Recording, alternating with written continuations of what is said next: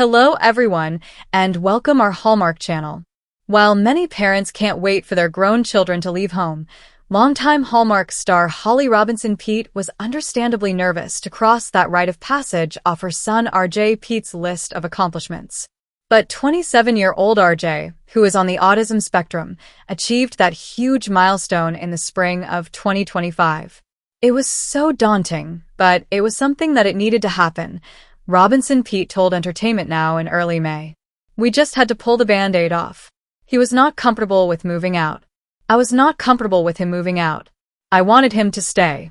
But now that it's done and RJ has settled into independent living, Robinson Peete and her husband, former NFL quarterback Rodney Peete, couldn't be prouder. Robinson Peete is one of Hollywood's most vocal advocates for families impacted by autism.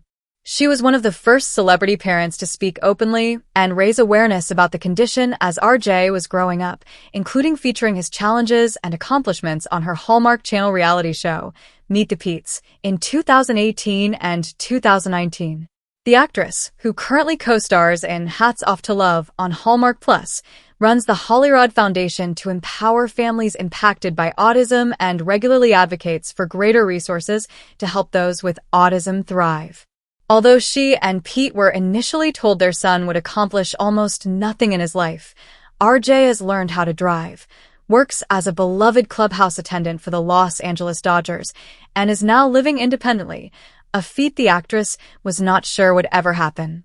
The decision to find RJ an apartment came after he was driving home from Dodger Stadium at 1 or 2 in the morning, Robinson Peete told Entertainment Now, which had become a regular occurrence given his long hours working for the team. It was stressful for him, and I was nervous he would get stopped by the police or get in an accident, Robinson Peete said, noting that she'd often wait up late to make sure he got home safely. So one night, he was really struggling, and I made him pull over so he could just rest. And it just hit me like a ton of bricks. I said, okay, that's it. And the next day, I started looking for apartments for him. Robinson Peete found an apartment for RJ located minutes from the ballpark, she said, and she got to work setting up everything in the space for him, from furniture to cooking utensils. Not that she expects him to do much cooking, laughing that he's an Uber eater and will likely order most of his meals. He's still a little nervous about it, and I get it, Robinson Peete said, admitting it was exhausting to manage the transition. But it's a great building, and it's a really nurturing environment over there. RJ's new apartment is the latest accomplishment the Peetes were told would never happen when he was first diagnosed with autism in 2000. Appearing on CNN in April, Robinson Peete told host Jake Tapper, "We were given a list of nevers. He would never say, 'I love you.' He would never mainstream in school. He would never play team sports, never do so many things, never have meaningful employment. And so we call that the Never Day." The Holiday Heritage actress appeared on the news network to refute remarks made by Health and Human Services Secretary Robert F. Kennedy Jr., who said in a press conference on April 16 that autism destroys families, per people, and listed off things he thought kids on the spectrum would never accomplish, from paying taxes to having a meaningful job.